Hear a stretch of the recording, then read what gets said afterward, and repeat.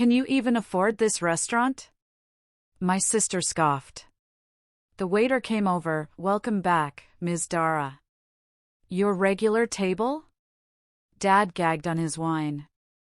Can you even afford this place? My sister Heather sneered, her eyes dripping with judgment, sweeping over my simple black dress like I was wearing rags. But then, just as her cutting words hung heavy in the air, the waiter approached our table, looked straight at me, and said, Welcome back, Miss Dara. Your usual table is ready for your meeting with the investors. My dad literally choked on his wine. You should have seen their faces. What the hell had just happened? And how did I, Dara Mitchell, the family disappointment, end up in this impossible moment? This is a story about coming face to face with an estranged family after 5 long years, a family gathering at Maison, one of the most exclusive restaurants in the city, to celebrate Heather's engagement. They'd always judged my career choices, dismissed my culinary dreams as beneath our family name. Little did they know how much had changed since I walked away. My stomach was a tight knot of nerves as I smoothed down my dress. Sometimes, the hardest reservations to make are with your own past. Growing up in Greenwich, Connecticut, Mitchell wasn't just a name, it was a legacy. My parents, Margaret and Richard Mitchell, built their identities around status. The right address, the right schools, the right professions. Our sprawling colonial home often hosted fundraisers where my mother would parade us children around like accessories. Her pride directly proportional to how well we fit into her vision of success. The Mitchell children are destined for greatness, she'd beam at garden parties, while my father nodded approvingly behind his whiskey tumbler. Heather's already set on Yale Law, and Ethan shows such promise in mathematics. He'll make an excellent investment banker. But when guests inevitably turned to me, the middle child, my mother's smile would tighten, almost imperceptibly. Dara has creative inclinations. She'll find her way. What she really meant, what we all knew, was that I was the family disappointment. While Heather excelled at debate and Ethan aced math competitions, I spent hours in our housekeeper Elena's domain, the kitchen. Elena, a warm-hearted woman from Greece, saw something in me my parents couldn't, genuine passion. You have the hands for this work, she'd say as I helped her knead bread dough or precisely dice vegetables. The way you taste, the way you smell, you understand food in your soul. By 13, I was creating my own recipes. By 16, I was hosting underground dinner parties for my friends when my parents traveled. The kitchen became my sanctuary, the one place I felt truly, authentically myself. Cooking? A servant's work, my father declared, his voice cutting, when I dared to mention culinary school during junior year. Mitchell's hire chefs, they don't become them. So, to appease them, I applied to business schools, eventually landing at Dartmouth, where my father and grandfather had gone. But even there, I found ways to nurture my true passion, taking food science electives and nutrition courses I could justify as complementary to business admin. I started an underground supper club in my apartment, charging students for innovative 5-course meals to fund secret weekend workshops with local chefs. It was a double life, but it kept me sane. Then came graduate school. 6 months into an MBA program that made me profoundly unhappy, Chef Laurent Peace, a French culinary master with 3 Michelin stars, visited campus. After tasting my food at a university reception I'd helped cater, he pulled me aside. Who taught you to make a reduction like this? He asked, his accent thick, his eyes serious. I taught myself, I admitted, from books, videos, experimenting. He handed me his card. You are wasting your talent here. Come to my kitchen in New York. I will make you great. That night changed everything. 2 weeks later, I stood in my parents' immaculate living room, explaining why I was dropping out of my MBA program to attend culinary school. The silence that followed was deafening. This is absolutely unacceptable, my father finally said, his voice dangerously quiet. We've invested everything in your education. Everything except respect for what I actually want, I countered, my own voice trembling but firm. My mother's face hardened. If you pursue this hobby, you do it without our support. Financial or otherwise. Heather, home from her first year of law school, laughed coldly. Always the rebel. Let's see how long you last cooking for minimum wage. Ethan, already working at a prestigious financial firm, just looked embarrassed for me. I left that night with nothing but my personal savings and a small suitcase. The next 5 years were harder than anything I'd known, 18-hour days, living in a tiny apartment with 3 roommates, taking out loans for culinary school. But under Chef Lauren's mentorship, I thrived. The kitchen's intensity, the discipline, the creativity, it fed something in me that business school never could. And then came the opportunity that would change my world. An investor who had tasted my food at one of Lauren's events approached me with a business proposal. 2 years ago, Maison opened its doors with me as executive chef and partial owner. 6 months after that, I bought out my partners to become sole proprietor.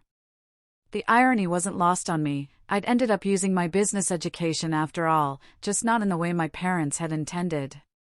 Maison quickly became the hardest reservation to get in the city.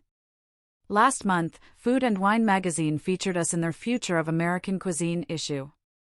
Through all of this, I maintained my distance from my family. Occasional stilted phone calls with my mother, holiday cards, but nothing substantial. They knew I was doing something with food, but nothing about my actual success. I kept it that way intentionally. I wanted recognition for my accomplishments on my own terms, not as a way to finally earn their approval. So, when the embossed invitation to Heather's engagement dinner arrived at my apartment, I was surprised. Even more shocking was the location, my own restaurant. Of course, they couldn't possibly know it was mine. They probably chose it because it was exclusive and impressive, perfect for showcasing their status. After days of deliberation, I decided to accept, not to seek validation, but perhaps to finally close a chapter. 5 years of distance had given me perspective. I was secure enough in my success now to face them without crumbling under their judgment. What I hadn't anticipated was how it would feel to watch them dine in my establishment, criticizing the very dishes I had poured my heart into creating. But that was exactly what awaited me as I pushed open the heavy glass doors of Maison that evening, ready to play the role of the struggling black sheep one last time. The familiar scent of Maison enveloped me as I stepped through the doors, saffron, reduced wine, the subtle perfume of fresh herbs I insisted on having delivered twice daily. Usually, this aroma centered me, reminded me of everything I had built. Tonight, it only intensified my anxiety. I'd chosen my outfit carefully, a simple black dress that was actually Diane von Furstenberg, accessorized with a single strand of pearls that had belonged to my grandmother. Understated elegance that my status-conscious family would likely misread as me trying too hard with limited means. My hair was pulled back into a sleek chignon, another detail they would probably interpret as me not being able to afford a proper styling. Marcus, my most senior server, spotted me immediately. His eyes widened slightly in question. I rarely came in through the front entrance as a guest. I gave him a subtle shake of my head and mouthed, "Not yet." He nodded discreetly and continued with his duties. From the entryway, I could already see them. They had requested the center table. My mother, in Chanel, my father examining the wine list with exaggerated concentration. Heather, draped in what looked like new season Gucci. Next to her sat a man I didn't recognize, Bradley, presumably, with slicked back hair and a watch that caught the light every time he moved his wrist. Ethan and his wife Allison completed the picture, both in business attire as though they'd come straight from important meetings. Celeste, my hostess, approached with a warm smile. "Good evening, miss," she caught herself just in time. "Your party is already seated. May I show you to their table?" "Thank you, Celeste," I murmured, appreciating her discretion. As we approached, my mother noticed me. Her eyes performed a quick assessment I remembered from childhood, a head-to-toe scan that calculated the approximate value of my appearance and found it wanting. "Dara," she said, rising to air-kiss my cheeks. "You finally arrived. We were beginning to wonder." "I'm exactly on time, Mother," I replied, checking my watch. 7 on the dot. My father stood, giving me a stiff hug that ended with an awkward pat on the back. "You look healthy," he offered, which, in Mitchell speak, meant I hadn't maintained the borderline unhealthy slenderness prized in our social circle. Heather barely bothered to stand, offering her cheek for me to kiss. "This is Bradley," she announced as her fiancé rose and extended his hand. His grip was too firm. A power move I recognized from countless business meetings. Princeton undergrad, Wharton MBA, he introduced himself. "Just made junior partner at Goldman. No nice to meet you or I've heard about you. Just credentials and status, the Mitchell family love language." Ethan gave me a more genuine greeting, though his wife Allison's smile seemed strained. I later learned she'd been the one tasked with finding this impressively exclusive restaurant for tonight's dinner, and she was nervous about whether it would meet everyone's standards. "Well," my mother said as I took the last empty seat, "we've already ordered champagne. I hope that's acceptable." I noticed they'd chosen the most expensive option on our list. Showy but not reckless. Typical. Around us, the restaurant hummed with the energy I'd worked so hard to cultivate. The lighting was dim enough for intimacy, but bright enough to appreciate the artful plating of each dish. The sound level perfectly balanced conversation and privacy. The tables were spaced just so, close enough to create energy, far enough apart for discretion. Every detail had been my decision, from the linen weight to the custom-designed chairs that encouraged diners to linger without becoming uncomfortable. I watched the staff's subtle reactions as they realized I was sitting with guests. Jose, my sommelier, caught my eye as he approached with the champagne. The slightest raise of his eyebrow asked if I wanted him to acknowledge me. I gave an imperceptible shake of my head. "Excellent choice," he said to my father instead, presenting the bottle with practiced elegance before beginning to pour.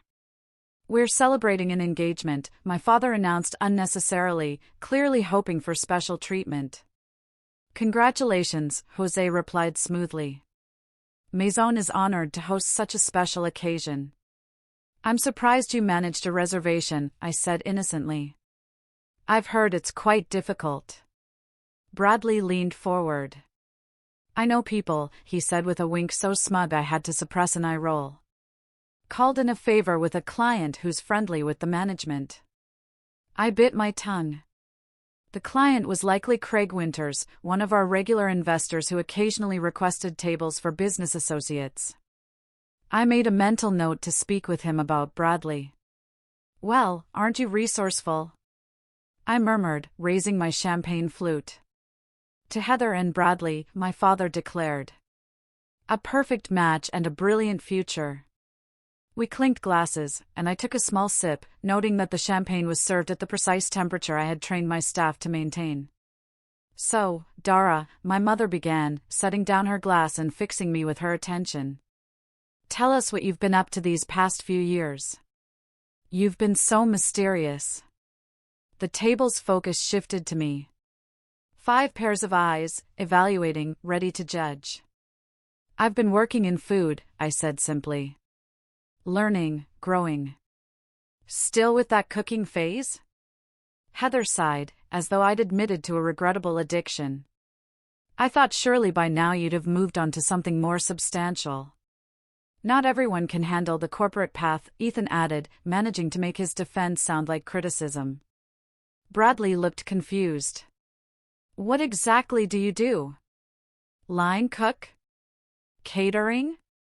"Various roles," I answered vaguely. "I've worn many hats." "Well, we're just glad you're managing to support yourself," my mother said with a fake graciousness I knew so well.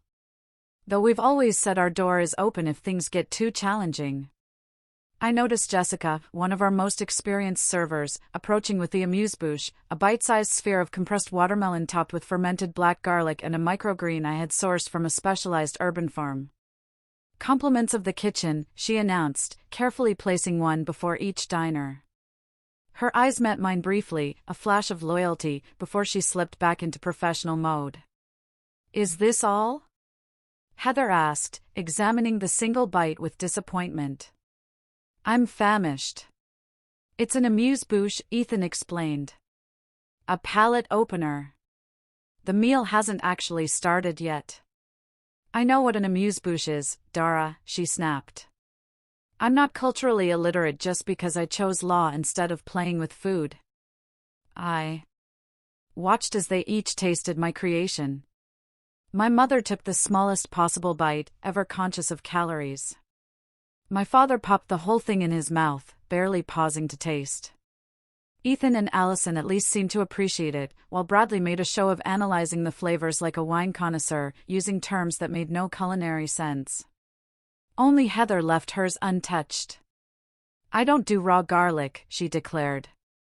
Though the black garlic was far from raw, it had been fermented for 60 days in a temperature-controlled environment, a process I had perfected after 3 years of experimentation. As our server cleared the plates, I caught the flash of disappointment in her eyes at Heather's untouched creation. In that moment, I felt protective, not of myself, but of my staff who took such pride in our work. I had built Maison not just as a restaurant, but as a family of sorts, one bound by shared passion rather than DNA. The evening was just beginning, but already I could feel the old dynamic settling in. I was the outsider, the one who had chosen the wrong path, whose choices needed justification. But unlike the Dara of 5 years ago, I now sat at this table with a secret strength, one that would soon turn this entire dynamic on its head. So, tell us about the wedding plans, I said, deliberately shifting attention back to Heather as our next course arrived, a delicate composition of heirloom tomatoes, house-made ricotta, and basil oil that had taken me months to perfect. Heather brightened immediately. We've booked St. Thomas Church, of course. Reception at the plaza, for 100 guests, though Mother thinks we should cut it to 350. The guest list is getting unwieldy, my mother interjected. The Astor Williams aren't speaking to the Bennetts since that unfortunate yacht incident, so we can't seat them in the same section. I suppressed a smile. The gravity with which they discuss these social calculations never ceased to amaze me. 400 seems excessive, I ventured, taking a bite of the tomato dish.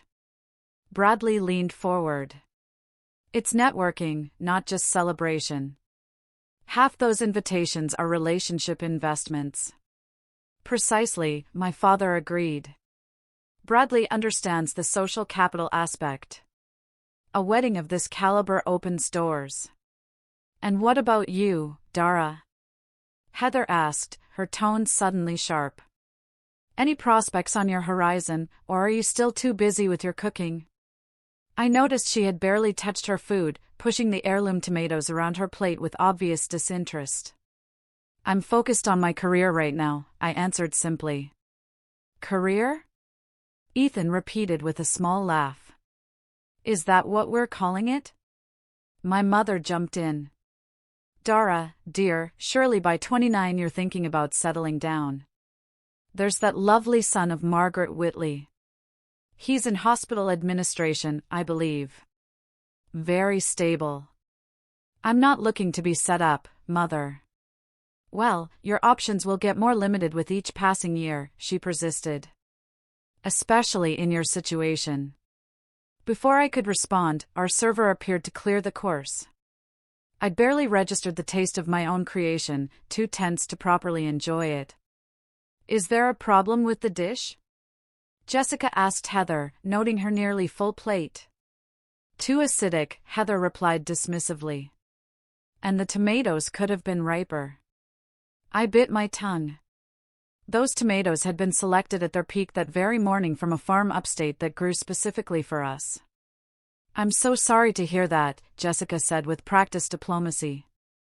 I'll be sure to inform the kitchen. The next course arrived, seared scallops with a brown butter emulsion and pickled ramps. A spring special I was particularly proud of. As the plates were set down, I watched my family's reactions. Now this looks promising, my father declared, cutting into a scallop with his fork. Bradley swirled his wine, a Sancerre I had personally selected to pair with this course. Decent wine list here. Not exceptional, but passable. Jose, my sommelier, overhearing this as he passed, shot me a quick glance. I gave him a subtle smile. Jose had been poached from a 3-star Michelin restaurant in Paris and had turned down offers from establishments around the world to work with me. So, Dara, Allison began, clearly trying to include me. Ethan mentioned you're working in food, but you never really specified what exactly you do. Before I could answer, Heather cut in. She's probably hostessing somewhere, right, Dara? Using that business degree to seat people and hand out menus. Actually, I started. No shame in that, my father interrupted. Everyone has to start somewhere, though. After 5 years, I would have expected some advancement. I've advanced, I said quietly. Into what? Assistant manager at Applebee's? Heather laughed at her own joke. Heather, Ethan warned, showing a rare moment of defense. What? I'm just being realistic. She chose to abandon her education for this passion project. Actions have consequences. I took a sip of wine, allowing the familiar notes to center me. And how is law treating you, Heather? Still at Henderson and Block? Her expression tightened. I'm between positions at the moment, actually, taking time to plan the wedding. She was working too many hours, Bradley interjected. I told her, my wife doesn't need to kill herself at some firm. Once we're married, she can do charity work like my mother. I noticed the flash of something, resentment, frustration, in Heather's eyes before she smoothed her expression back to placid agreement. The next course arrived, a pasta dish featuring hand-rolled tagliatelle with spring peas, pancetta, and mint. One of our signature dishes that had been featured in Food and Wine. The portion size here is ridiculous, my mother commented, looking at the artfully plated pasta.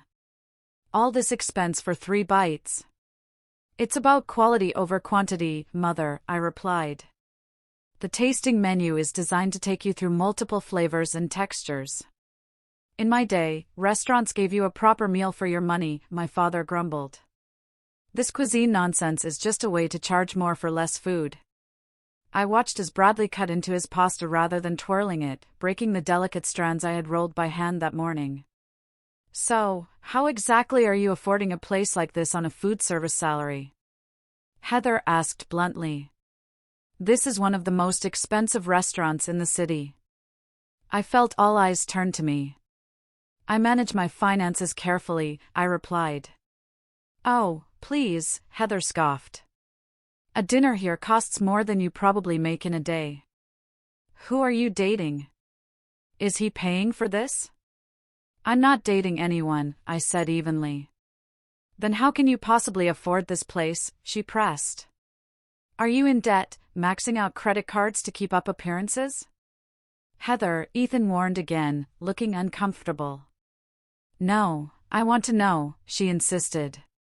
We all rearranged our schedules for this dinner that she suggested at one of the most exclusive restaurants in the city. Either she's being financially irresponsible or she's not being honest about her situation. The main course arrived, a perfectly cooked duck breast with cherry gastrique and farro. Chef Miranda, who ran the kitchen when I wasn't on the line, had executed it flawlessly. This duck is undercooked, Bradley announced after one bite.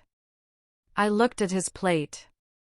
The duck was a perfect medium rare, exactly as it should be. It's meant to be served that way, I explained. Medium rare is the optimal temperature for duck breast. I prefer my meat well done, he declared, motioning for a server. When Jessica approached, he spoke without looking at her. This is raw. Take it back and cook it properly. I saw the flash of annoyance in Jessica's eyes, quickly masked by professional courtesy. Of course, sir, my apologies. As she took his plate, I caught her eye and gave a slight nod. She would know to have the kitchen prepare a new breast rather than ruining the existing one by overcooking it. Really, Dara, my mother said once Jessica had gone. You still haven't answered Heather's question. How are you affording this dinner? The tension at the table was palpable now. I could feel the familiar tightness in my chest, the same feeling I'd had during countless family dinners growing up.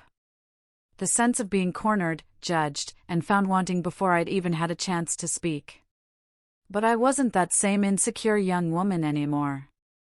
I had built something I was proud of, something that was entirely mine.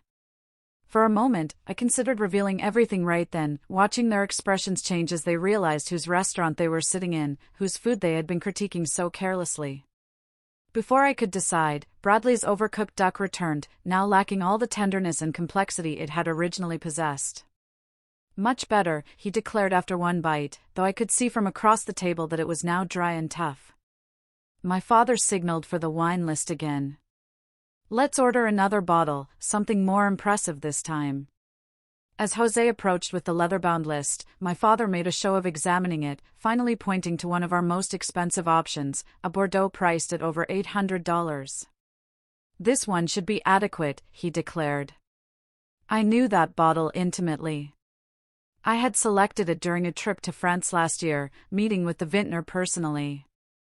It was spectacular, but completely wrong for the current course and the ones to follow. May I suggest something that might pair better with the remaining dishes? I ventured. My father waved me off. I think I know my wines, Dara. Jose caught my eye, silently asking for direction. I gave him a small nod. Let my father have his way. This wasn't the hill to die on. As the evening progressed through the final savory course and into dessert, a deconstructed lemon tart that was one of my personal favorites, the jabs continued.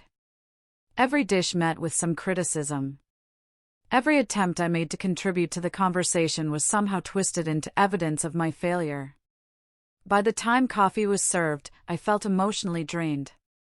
The double burden of enduring my family's condescension while watching them thoughtlessly critique my life's work was becoming unbearable. Then came the moment I'd been both dreading and anticipating, the check. Marcus approached with a black leather folder containing the bill, placing it discreetly in the center of the table. My father reached for it immediately, a reflex of patriarchal duty, but Bradley intercepted. Please, Richard, allow me, he said, with the practiced smoothness of someone who has turned even generosity into a power move. Consider it my treat to celebrate the occasion. My father made the expected token protest before acquiescing. I watched as Bradley opened the folder, his expression shifting from confident smile to barely concealed shock as he registered the total. Is there a problem? My father asked, noticing the change. No, Bradley recovered quickly, just confirming the calculation. I knew exactly what he was looking at.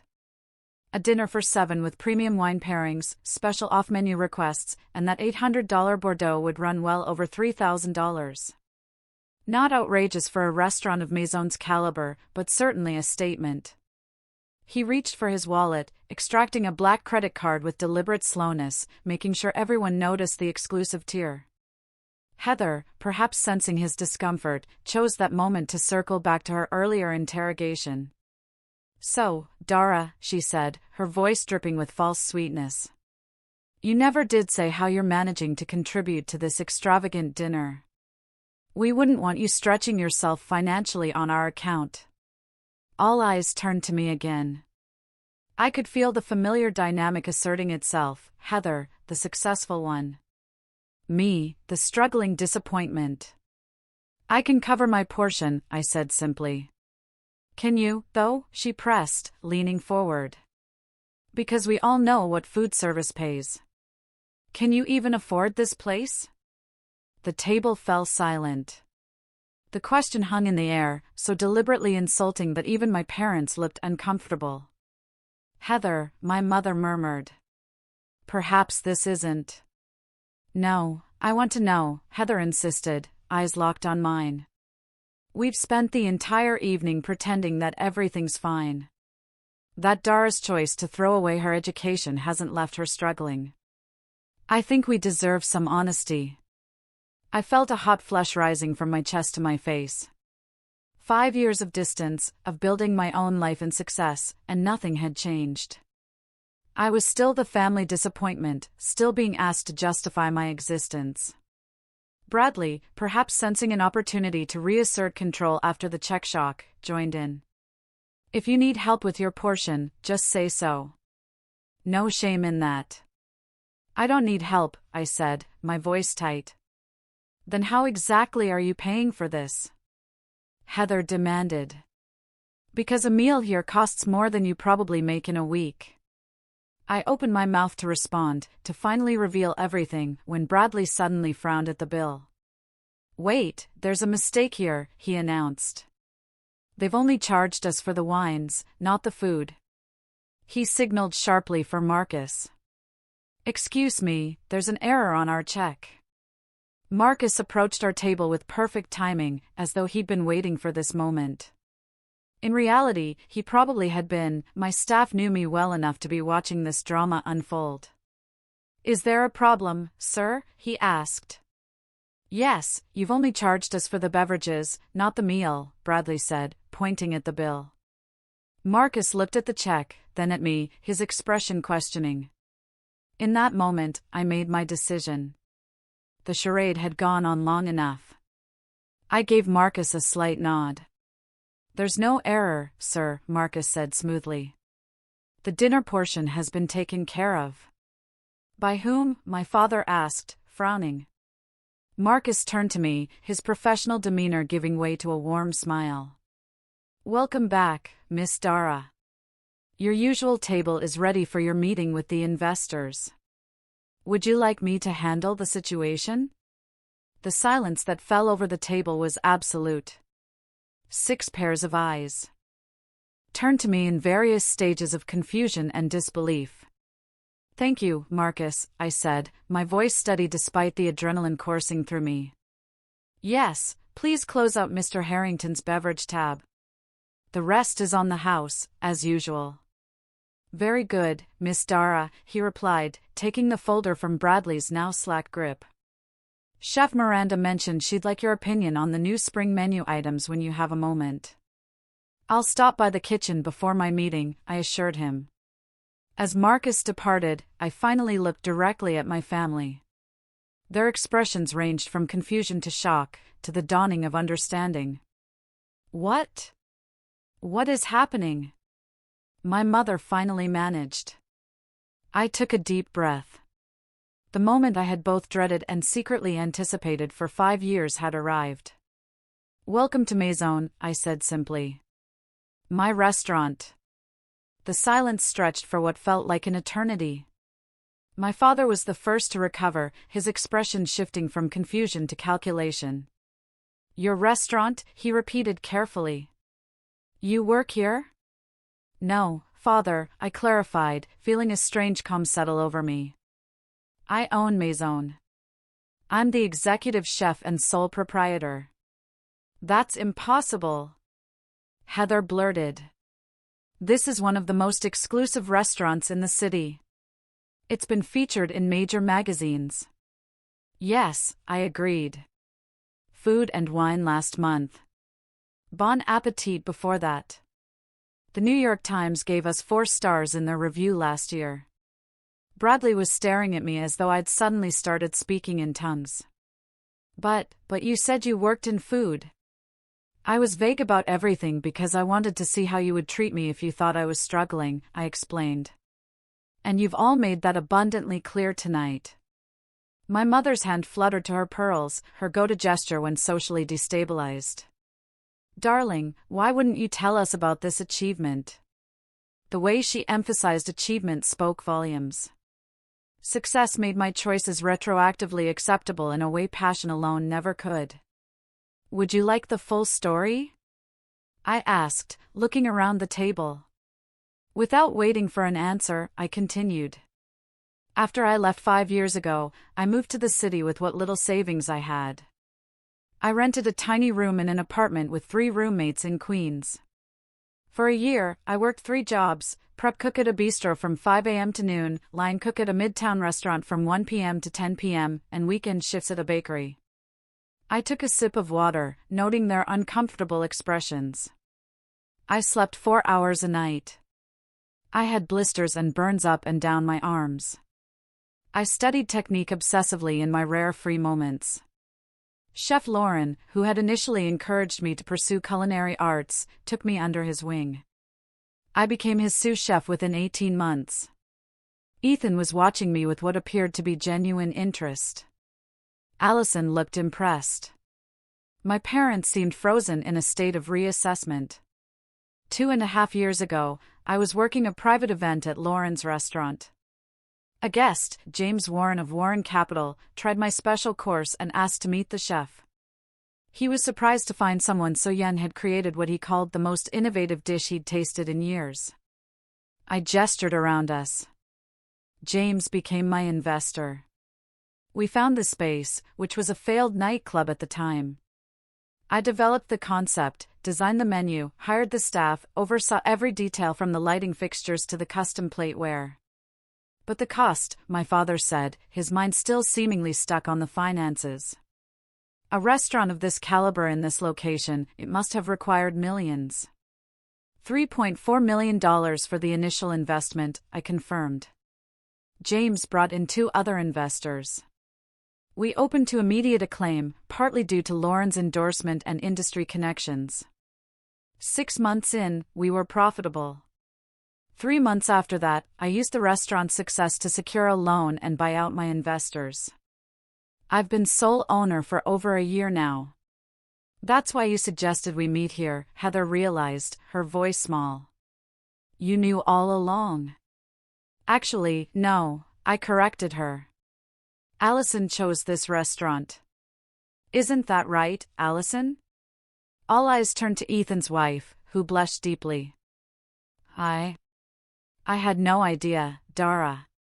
The concierge at Ethan's firm recommended it as the most impressive new restaurant in the city. I swear I didn't know it was yours. Of course, you didn't, I assured her. No one in the family knew. That was deliberate on my part. But why keep it secret? My mother pressed. We're your family. We would have been proud. I couldn't help the sharp laugh that escaped me. Would you?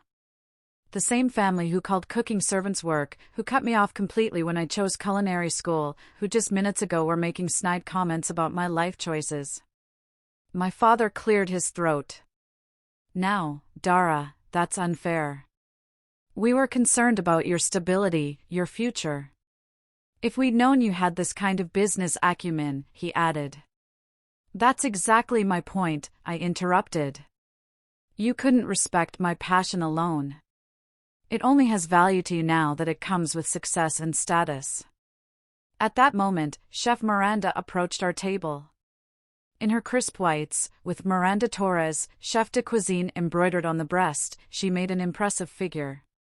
Sorry to interrupt, Dara, she said, but the Matsuhisa party has arrived for their tasting, and Savant wants to confirm your interview for next week's feature. Also, your publisher called about the cookbook cover design. I nodded. Thank you, Miranda. Please tell them I'll be there shortly. As Miranda departed, I registered the growing amazement on my family's faces. Cookbook? Heather echoed. Coming out this fall with Knopf, I confirmed. 120 recipes with personal stories. Dara, my mother began, her voice taking on the coaxing tone she used when trying to manage a social situation. This is all so impressive. Why didn't you tell us sooner? We could have helped, supported you. The way you supported me when I needed it most? I asked quietly. By cutting me off completely? We thought it was a phase, my father protested. How are we to know you had this level of entrepreneurial spirit? You've clearly inherited my business sense. I felt a flash of anger at his attempt to claim credit for my success. I built this myself, I said firmly. Without your connections, your money, or your support. Bradley, who had been suspiciously quiet, suddenly perked up. A cookbook deal? That must come with a substantial advance. And this place, he gestured around appreciatively, his earlier criticisms forgotten. It must generate significant revenue. Do you have plans for expansion? Perhaps a restaurant group? I have some contacts in hospitality investment who might be interested. I couldn't help but laugh at the transparency of this pivot from condescension to networking opportunity.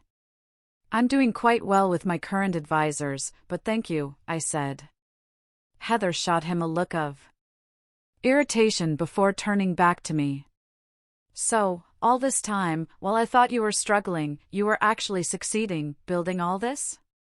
Yes, I said simply. And tonight, she continued, her voice hardening.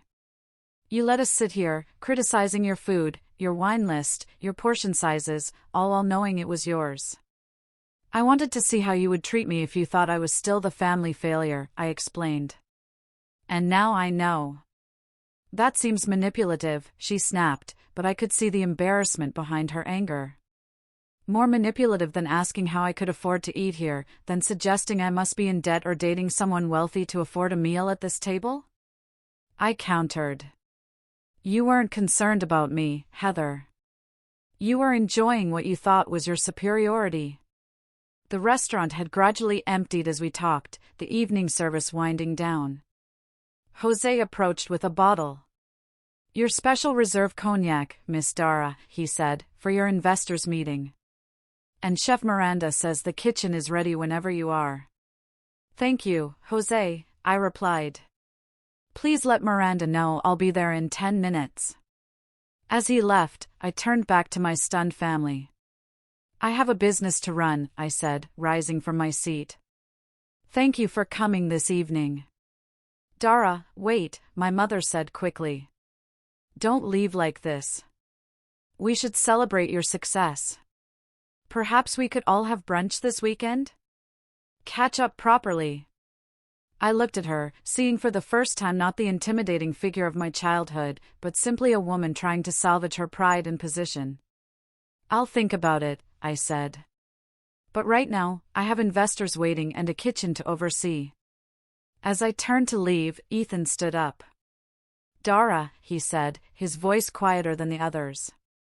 For what it's worth, this is incredible. What you've built here, it's remarkable. I'm sorry for not supporting you sooner. Of all the reactions, his felt the most genuine. I gave him a small nod of acknowledgement before walking away from the table where I had just changed the dynamics of my family forever.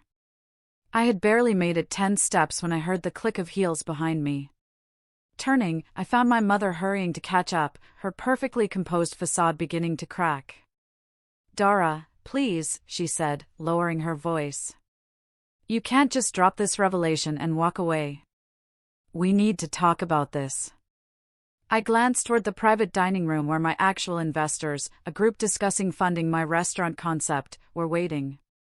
I have a meeting, Mother. Postpone it, she insisted. This is family. Family hasn't been a priority for you in 5 years, I replied, keeping my voice steady.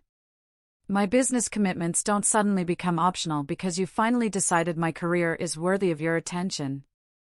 The rest of the family had followed her, creating an awkward cluster near the bar area. My father looked distinctly uncomfortable and used to not being in control of a situation. Heather's expression wavered between resentment and something that might have been respect. Perhaps we could continue this conversation tomorrow, my father suggested in his problem-solving business tone. Dinner at our place. We have much to discuss, including how we might help you expand. Bradley added eagerly. My firm specializes in.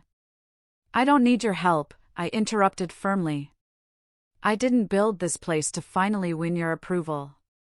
I built it because this is what I love, what I'm good at. The fact that it's successful doesn't suddenly make my passion more valid than it was 5 years ago. No one is saying that, darling, my mother backpedaled. We're simply proud of what you've accomplished. Are you proud, Mother, or are you relieved that my choices no longer embarrass you socially? Her flinch told me I'd hit close to home. That's unfair, my father interjected. We've always wanted what's best for you. No, I corrected him. You wanted what aligned with your vision for me. There's a difference. Miranda appeared at my side, her presence a welcome support.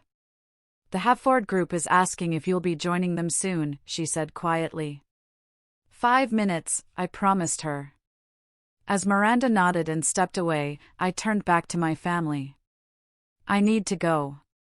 Dara. Heather stepped forward, her voice lacking its usual sharp edge. I owe you an apology. The things I said tonight, they were unkind. They were honest, I replied. That's the silver lining of this evening. I got to see exactly how you all view me when you think I'm struggling. That's not fair, Ethan said, joining the conversation. People make judgments based on the information they have. We didn't know. You didn't know I was successful, I clarified. But you didn't know I was pursuing something I loved. That should have been enough for my family to show basic respect. A heavy silence fell over the group.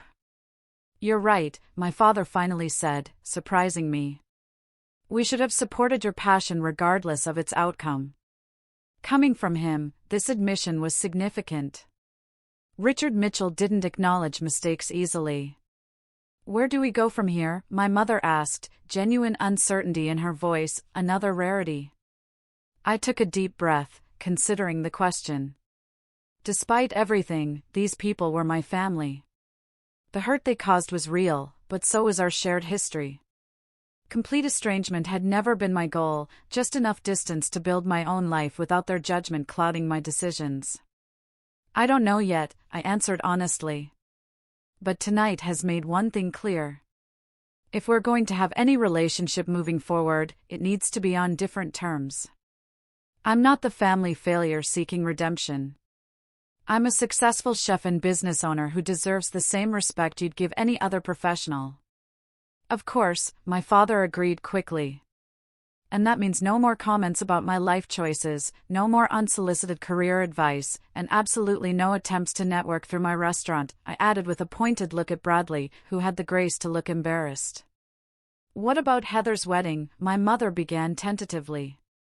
What about it? I asked. We'd still like you to be there, Heather said, her voice softening. As my sister, not as whatever we thought you were before tonight. I looked at her, trying to see past the years of competition and judgment. Despite everything, there had been good times, too. Secrets shared as children, supporting each other through heartbreaks, inside jokes no one else understood. I'll be there, I promised. Then, after a moment's consideration, I added, and if you'd like, I could host a dinner for the wedding party here at Maison as my gift. Heather's eyes widened. You would do that? After how we've treated you? You're still my sister, I said simply. But to be clear, this isn't me seeking your approval. It's me offering something I'm proud of on my own terms. I understand, she said quietly. And I would be honored. A genuine smile, the first of the evening, passed between us. Now, I really do need to go, I said, gesturing toward the private dining room. Of course, my father nodded. Your business comes first. Not always, I corrected him. But tonight? Yes. As they gathered their things to leave, I added, I'm free for brunch on Sunday. Not at your club, though. There's a small place in the East Village I think you should experience. We'll be there, my mother promised, looking relieved at this small opening. I watched them file out of the restaurant, their perspectives irrevocably changed.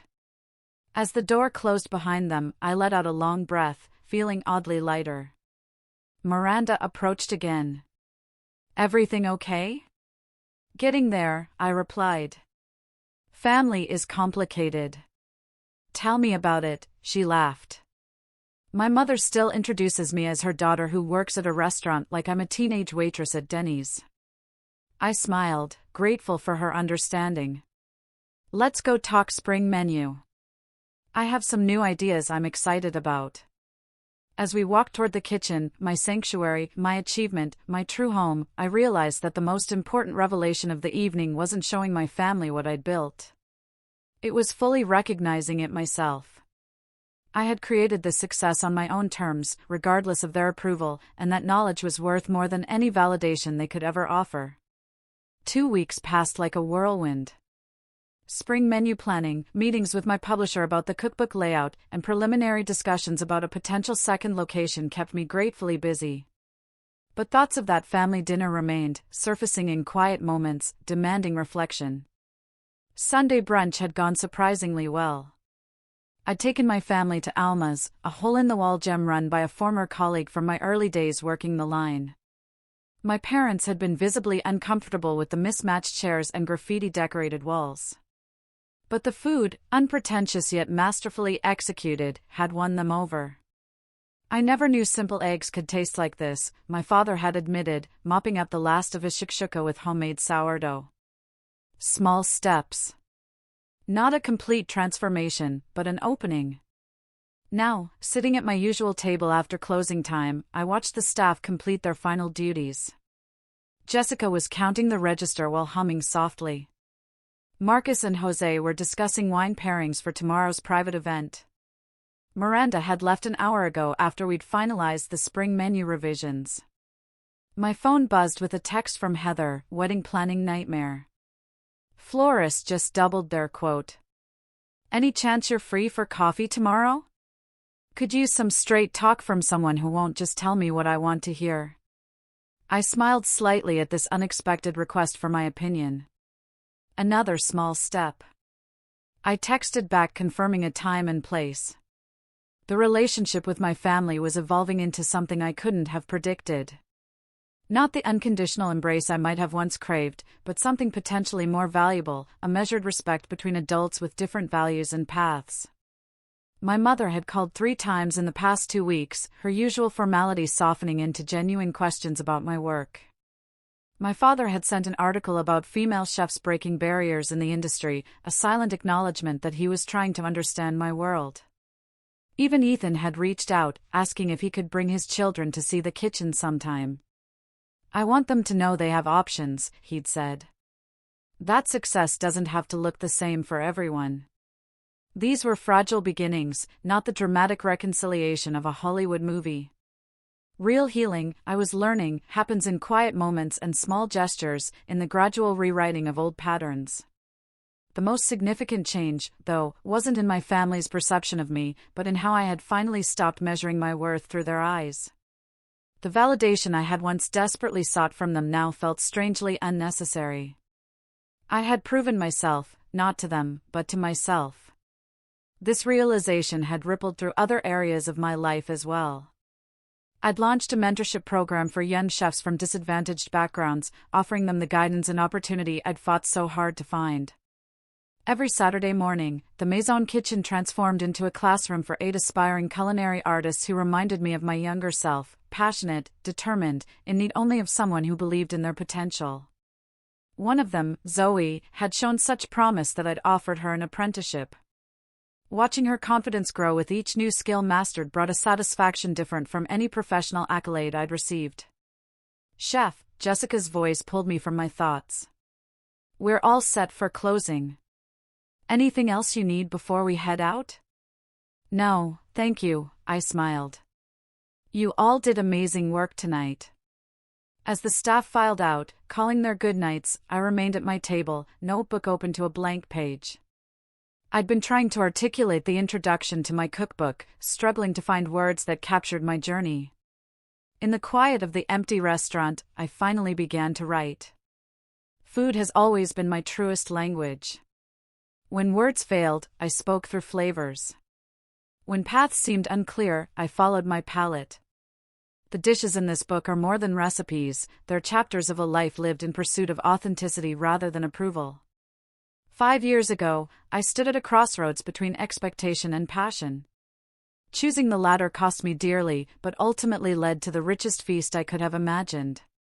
Not merely in professional success, but in the discovery that true wealth isn't measured by external validation or material achievement, but by the courage to honor your own voice, even when it speaks in whispers against the shouts of doubt. I set down my pen, the words finally flowing freely. Tomorrow would bring new challenges, a difficult vendor negotiation, Heather's wedding planning drama, finalizing the cookbook introduction. But tonight, in this moment of quiet reflection, I felt a profound sense of peace. The journey hadn't been easy. There had been nights of exhaustion so complete I'd fallen asleep in kitchen corners during rare breaks. Burns and cuts that left scars still visible on my hands. Moments of doubt so intense I'd questioned everything. But I had persevered. Not because I needed to prove my worth to others, but because I couldn't imagine living any other way. In choosing authenticity over approval, I'd found something more valuable than either success or family validation. I'd found myself. Have you ever had to choose between meeting others' expectations and following your own heart? I'd love to hear your stories in the comments below. Don't forget to like this video if it resonated with you, subscribe for more true stories of resilience and triumph, and share with someone who might need a reminder that the most important approval comes from within.